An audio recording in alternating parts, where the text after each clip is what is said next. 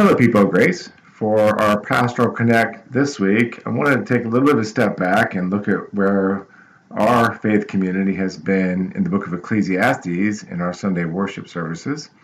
Just kind of remind us of that larger context. And last Sunday, we were in Ecclesiastes chapter 8, where Solomon is starting to get to a point where he says, hey, though when you pursue wisdom and knowledge, you end up with a lot more grief and sorrow. In Ecclesiastes chapter 8, you start to see Solomon coming out of that a little bit.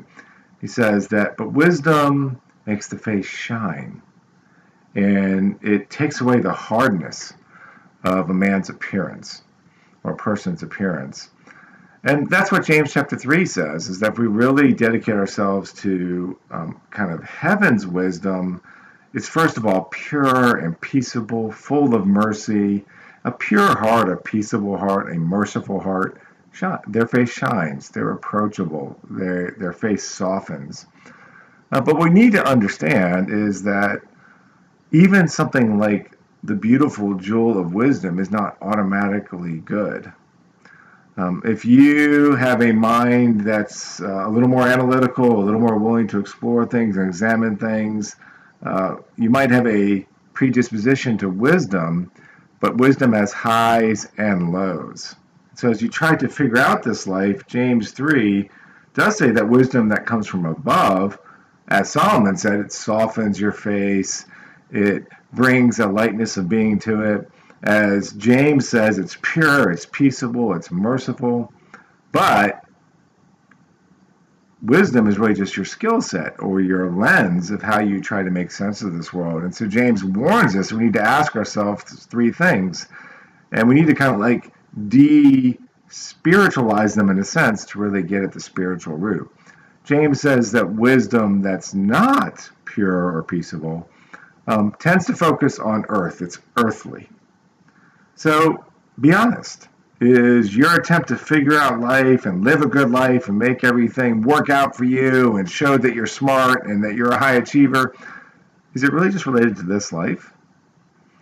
Because if it is, if it's earthly, then James goes on to say it's unspiritual, but maybe a more workable understanding of us for today is it's really self-centered. It's going through your psyche. Without even realizing it, you're kind of putting yourself at the center of all things. And when we do that, when we're just looking at this life, and we're really just looking at it from the lens of our own experience and ourselves and what we think on our own most makes sense, it doesn't end well.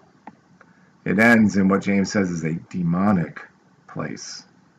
Because we are made in God's image, and we can't really thrive unless we align with Him or reflect Him more fully, where we have that pure, peaceable, merciful heart. We will never be the center of everything, and if we don't connect with the being who is by definition and can never not be the ground of all being, the center of all things, even our wisdom ends badly. Even our wisdom, as it did to Solomon, though he came through it, it ends up corrupting us. And we end in an earthly, self-absorbed, demonic place. And that's discouraging. But what's encouraging is it doesn't have to end there. If we keep the center of all things, God Himself, the center, and try to live a life that really honors Him, we can end in a pure, peaceable, merciful place. And that's an encouraging thought. Have a blessed day.